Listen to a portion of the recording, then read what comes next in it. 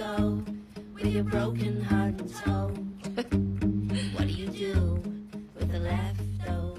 Hello, hello. Welcome to another episode of Language in Action, the place where we break down the secrets of language learning with science, practice, and plenty of curiosity. Today, we are diving into a really powerful and for many eye opening idea: teach what is teachable. Sounds simple, right? But when we apply it to learning a second language, the implications run away deeper than you might think. Ready? Let's get into it.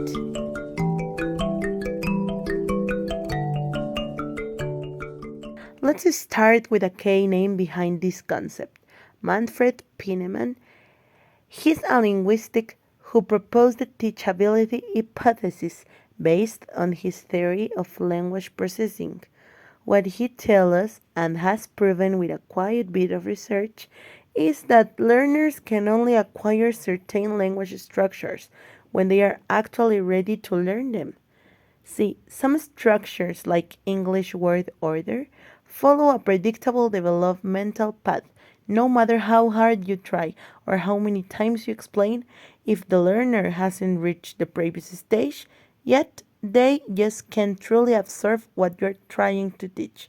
For example, imagine you're trying to teach a student how to form a complex questions in English, like where do you put your poster? With the subject verb inversion, but the student is still at a more basic stage, only able to say where you put your poster without the inversion.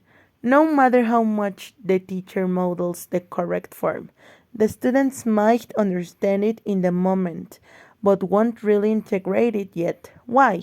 Because they haven't gone through the necessary steps that lead to the producing that structures naturality. This brings us to one Pininsman key ideas. You can't skip stages.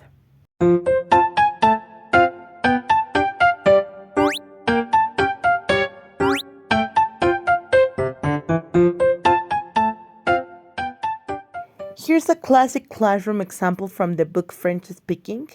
Learning English, ask questions like, where you put your poster?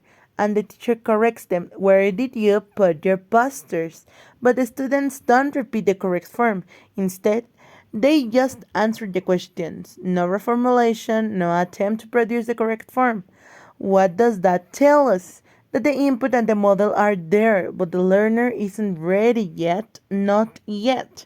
Now, that doesn't mean we can teach anything at all. In fact, there are parts of language that we can teach at any time: vocabulary, common expressions, even style variations. These depend more on the motivations, learner, identity, aptitude, and the quality of teaching. So, what does research say about all this? Well, there are some fascinating studies. In one, Pieneman taught German structures to Australian learners. One group was taught structures just one level beyond their current stage. Another group was taught the structures 2 levels ahead. What happened? That the group thought that the next intermediate level progressed and the other group didn't. See? You can't force development. You have to respect the learner's pace. Another study by McKay and Phillip showed that more advanced learners benefit from implicit corrections, like recasts, those gentle reformulations of errors, while beginners didn't show much improvement. And we can go on. Studies on the role of the native language on natural versus artificial learning orders all constantly conclude teaching according to the developmental stage works best. So that means we should stop teaching advanced structure if students are ready? Aren't ready? Not exactly. As Patsy Lightbow, one of the book's authors, says, these studies help us to understand why students don't always immediately learn what we teach them.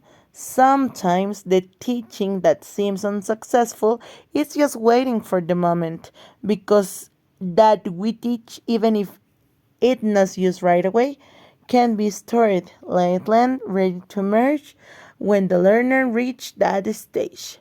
So rather than tossing out the content that we need is practice constantly and a good reading of where our learners are. Teach what they can absorb now and expose them without pressure to what's coming next.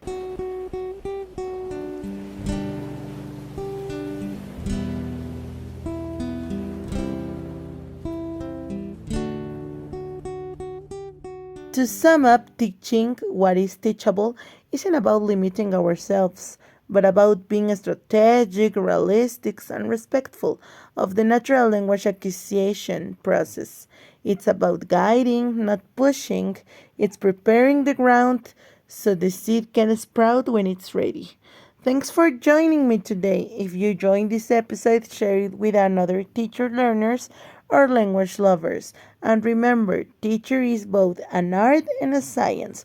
Until next time, keep learning languages with joy. Bye.